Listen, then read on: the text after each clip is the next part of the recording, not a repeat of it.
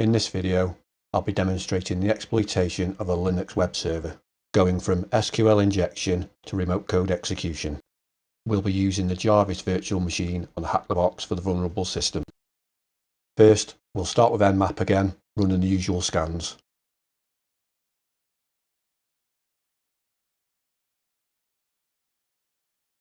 We can see the Apache service is running on port 80, along with SSH running on port 22. There's a website here, so let's take a look.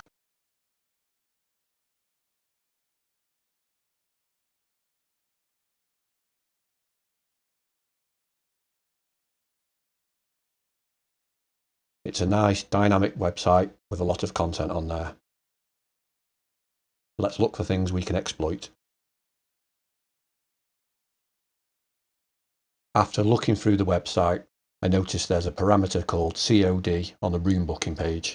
So let's try manipulating some of the values on this parameter in the URL to check for SQL injection. Using order by after the page value, we can use incrementing values to figure out how many columns there are. Order by 6, order by 7, order by 8.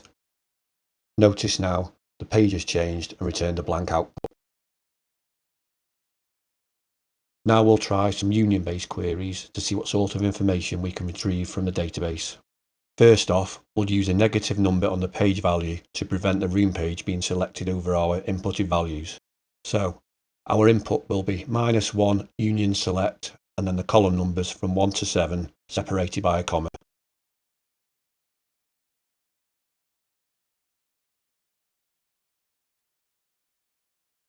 As we can see, this gives us some of the column numbers outputted to the page. So let's try and inject some queries into the columns. In place of one of the column numbers we saw outputted to the page, let's try adding a user query.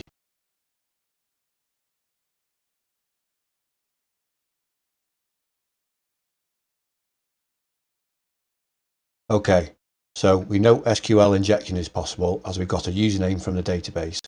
How does this help us get a foothold on a system? Well, it might be possible to write files with SQL injection. Usually on Apache, the default web directory is located at var www.html. So we'll try and write this php system command into a PHP file on the server to this location. This should enable us to execute commands on the server using this payload. It's always useful to type these payloads out first, like I've done here, into a text file to prevent mistakes, and also for future referencing and documentation.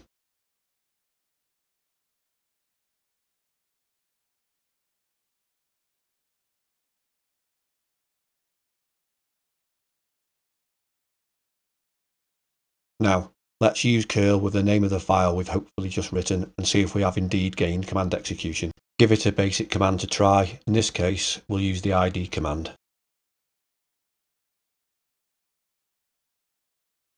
Yep, that's worked. Now let's try and execute a bash reverse shell. First, let's start a netcat listener.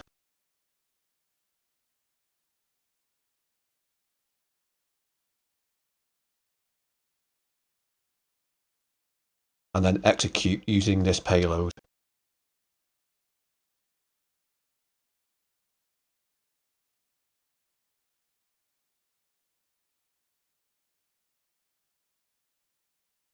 That's worked, and we've received a connection back as www data.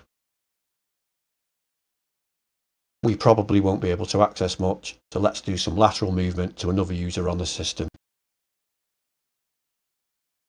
Let's start with trying sudo l. We can see that the current user can run a program called simpler.py as user pepper. So let's navigate to the directory and take a look at the program.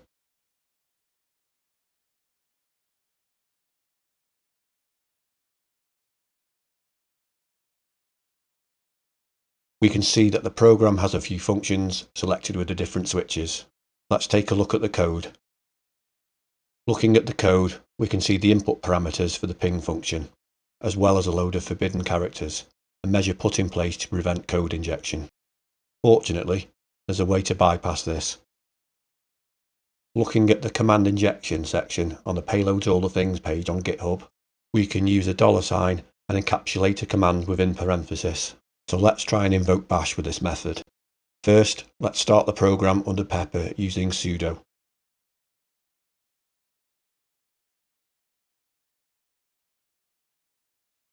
Now, we'll use this payload in the input.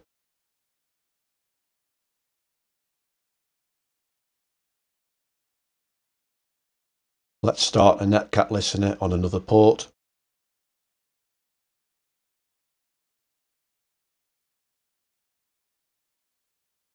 Then, using bash, we'll execute a reverse shell.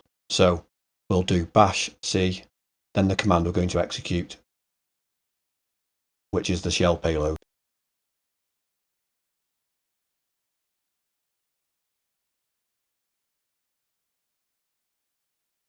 As you can see, we've got the connection back and we're now user pepper.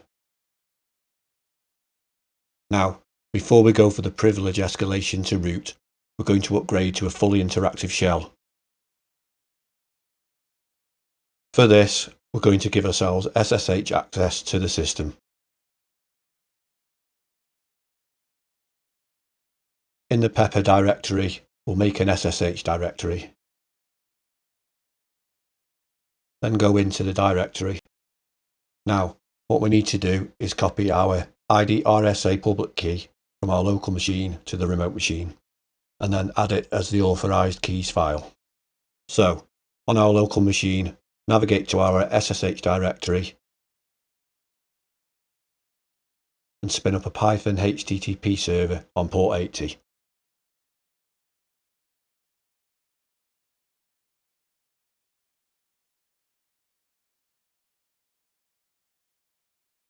And then use Wget on the remote machine to copy the file over. Now, we change the public key file to the authorized keys file.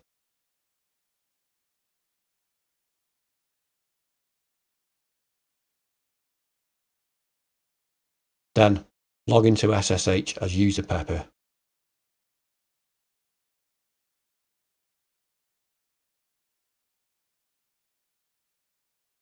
Now let's do some enumeration for the privilege escalation.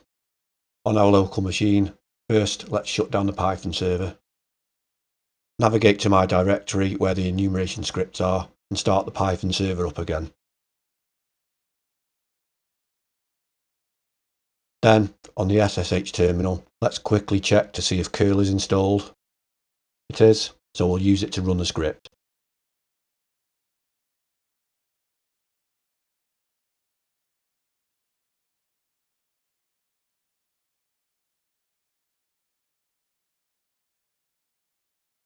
There's a lot of stuff to go through.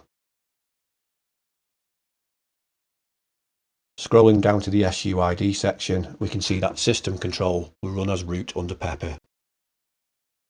Let's see how we can leverage this for root access. Looking at the GTFOBins page for this, we can see it runs with the SQLi bit set and may be exploited to access the file system, escalate or maintain access with elevated privileges, and there's some examples of how this can be done. Upon further reading, I found it's as simple as creating a service. So, we can actually create a new service, enable it, and it will run as root. We're going to create a service that executes a reverse shell. The service creation method is quite simple. Open a text editor, start with unit, description equals root, service, type equals simple, exec start equals bin bash c, then the same bash shell payload command we used earlier for the command injection phase on a different port. Install wanted by equals multi-user.target.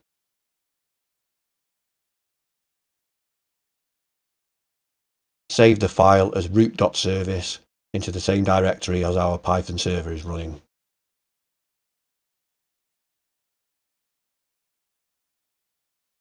First, change to the TMP directory. Next, we use Wget to transfer the file over.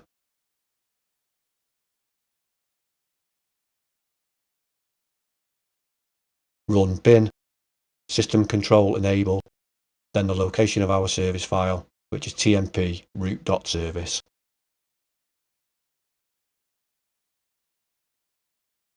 Start another netcat listener on the same port as in the service file.